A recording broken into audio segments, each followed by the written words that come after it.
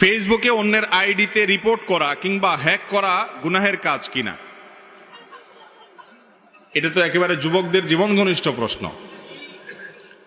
সারাদিনই ফেসবুক চালাতে গেলে এগুলো করতে হয় বা এগুলোর মুখোমুখি হতে হয় না। দেখুন, অন্যের আইডিতে রিপোর্ট করা এটা যদি তার কোনো ত্রুটির, তার কোনো অন্যায় কাজের প্রতিবাদ হিসাবে করতে হয়, সেটা অবশ্যই জায়েজ।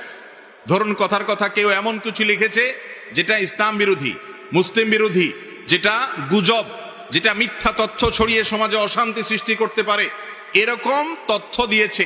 সেই ব্যাপারে যদি আপনি রিপোর্ট করেন কর্তৃপক্ষকে যে এই লোক মিথ্যা তথ্য ছড়াচ্ছে, গুজব ছড়াচ্ছে, বা ভুল তথ্য দিচ্ছে, বা সাম্প্রদায়িক সম্প্রীতি নষ্ট করছে, ধর্মীয় দাঙ্গা সৃষ্টির পায়তারা করছে, খারাপ কোনো কিছু পোস্ট করেছে, অশ্লীল কোনো কিছু পোস্ট করেছে, চরিত্র নষ্ট করছে, সমাজ এবং অন্যদের ধ্বংস ডেকে আনছে, এইরকম ক্ষতিকর কিছু করলে অন্যায়ের বাধা দেওয়া, এটা কোরআনের নির্দেশ।